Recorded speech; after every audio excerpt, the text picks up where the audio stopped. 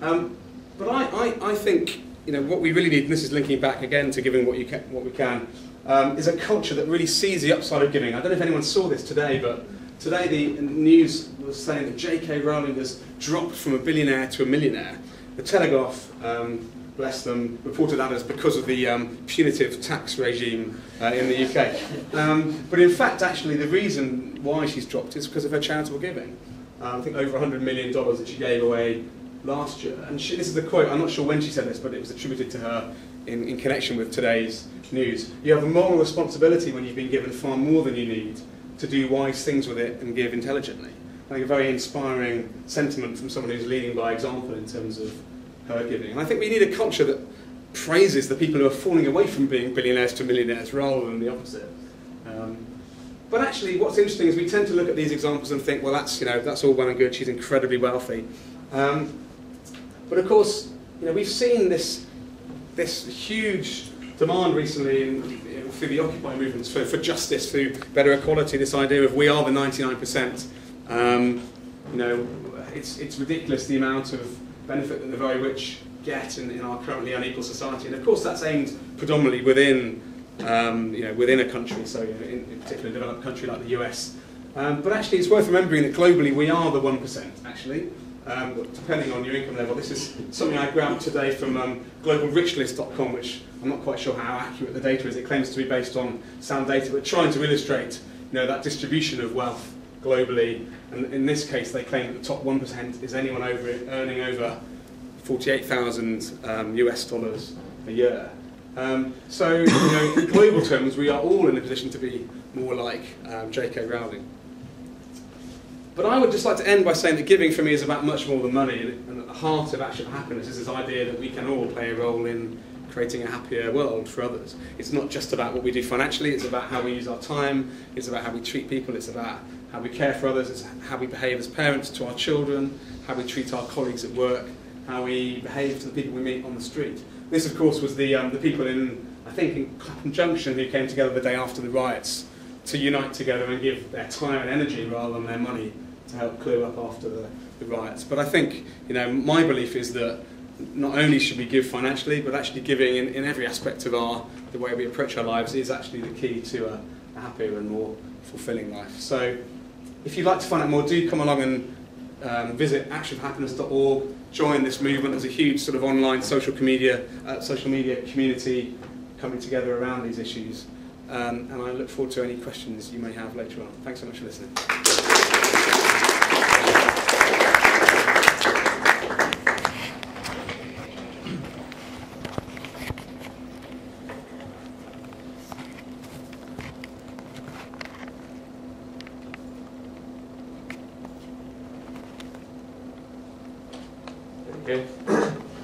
Thanks a lot. I'm Niel Bowerman. I'm the Director of External Relations at Giving What We Can. And I want to just begin by saying congratulations and thank you so much to the London Committee, all of you guys, and everyone who's turned up today. It's really exciting for us to be launching our first chapter that's not directly affiliated with the university, so this is a really big step forwards for us.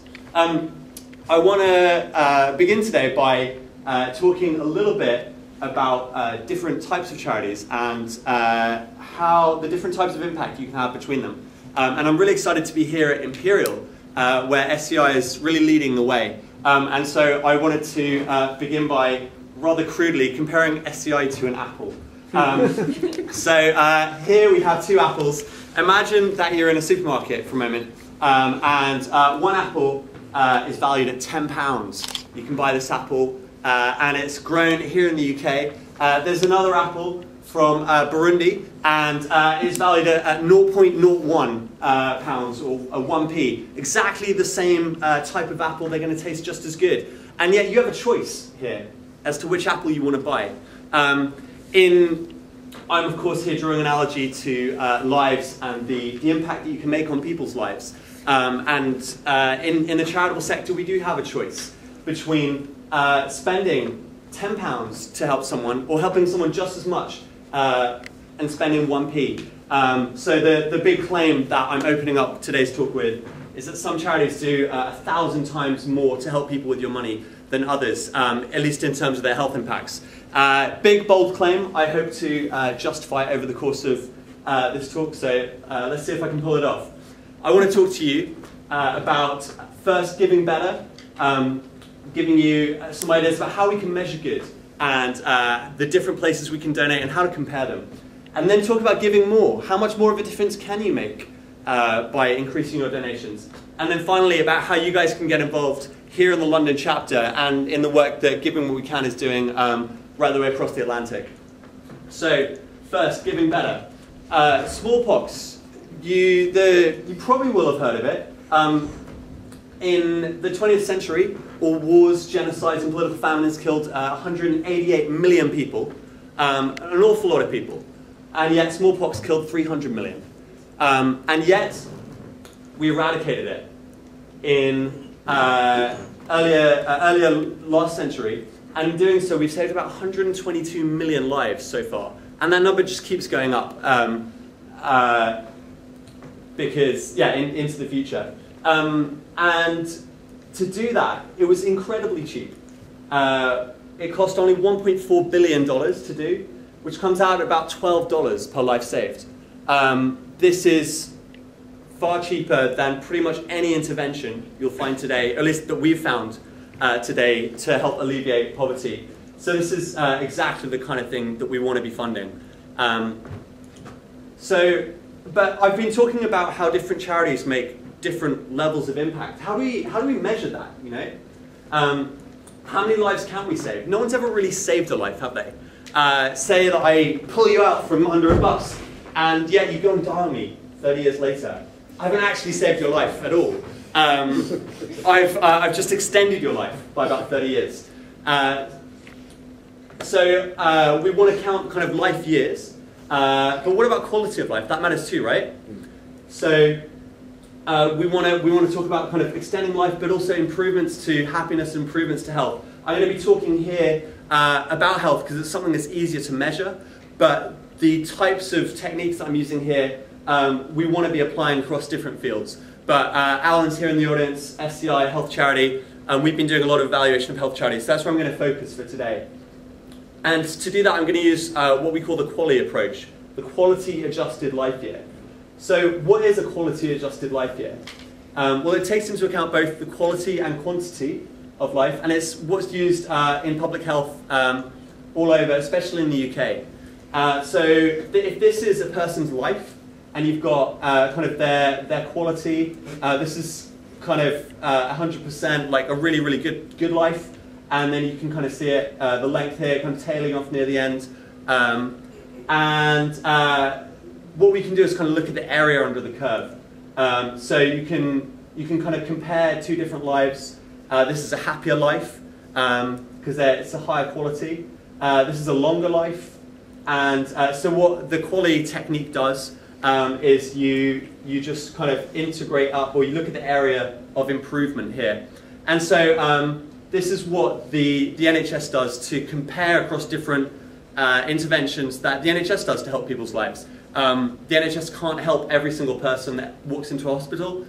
Sometimes it will just cost literally tens of millions to save their life, and the NHS kind of has to say no. And so this is the kind of approach that the NHS uses. And so the NHS is prepared to spend £200,000 per QALY. Sometimes they'll spend more, but this is their kind of benchmark figure. So if there are 6,000 hours in a year, this is about £2.30 per year. Per hour. Now, imagine you're walking through Hyde Park, and no, Hyde Park is maybe a bad example. You're walking somewhere where there's very trustworthy people, and a very trustworthy person walks up to you and says, "I'll give you an extra hour for £2.50. Would you do it?" I'd certainly do it if I was guaranteed to have an extra hour of life. So it seems like a pretty good deal, right? To spend £2.30 to get an extra hour. And so we can use this as a kind of guideline when comparing different interventions of how much we're willing to spend to help people out. But can we gain a QALY for less than £2.30? Let's see. So to do this, we're going to look at HIV and AIDS as a kind of example of looking at how much it does cost to help people. So HIV and AIDS it's a major cause of death. And there's lots of different ways, lots of different things we can do to tackle it. So the first one here, this is kind of a rare form of AIDS, and we can treat that here in the UK. And you're going to be spending kind of around £50,000 per quality. I think I've got that right. Kind of another alternative here, you can take an antiretroviral therapy, and you can see here that it's going to just be way, way, way more cost effective. You're going to be able to help a whole lot more people for your money. And so what I'm going to be, the approach I'm taking here is just to say that if you can help this many more people compared to this one, then why wouldn't you fund this one with your charitable giving instead of this one? But it doesn't stop here. Antiretroviral therapy these aren't the only two ways to help people with AIDS. If we were to work on prevention instead of cure, we can go a lot further. Here you can see again now this rare form of AIDS, Kaposi sarcoma, kind of almost invisible here compared to working on prevention rather than cure. If we go a step further and go into the developing world and start distributing condoms, again, just insanely more people that you can help compared to working on transmission during pregnancy. And now, if you're willing to step away from AIDS and think, hey, I don't just care about people with AIDS and HIV, I care about anyone, let's look at some of the cheapest health interventions that we can make. Distributing malarial bed nets. You kind of all the way out here at over 50 collies per, over 50 collies per £1,000. Similarly, Allen, SCI, our estimates are there in this kind of area as well. So just way more cost effective than doing some of these things. I should say as well that when working on AIDS, if you work with the most, in the most highly affected areas, for example, educating sex workers, you can get out to numbers that are kind of close to here, around this kind of area. And so, but the point that kind of I want to try and reiterate here is that some of these interventions are just so much cheaper than others in terms of helping people. And so why don't we go with the ones that make the most difference? So what have we learned? We've seen that health interventions in developing countries can be amazingly cost effective. 1,000 times more cost effective than some health interventions here in the UK.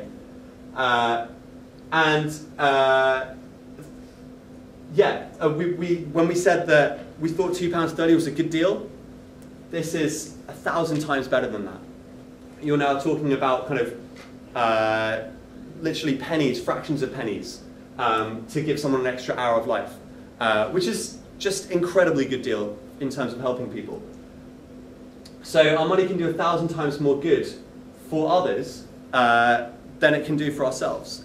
And so the reason that people aren't really aware that there's this incredibly good deal, it would be like having a 99.9% off sale in the store, or a kind of 10,000% extra free sale. The reason we don't see these things is because we don't really compare them for like, because it's not helping us ourselves, it's about helping others.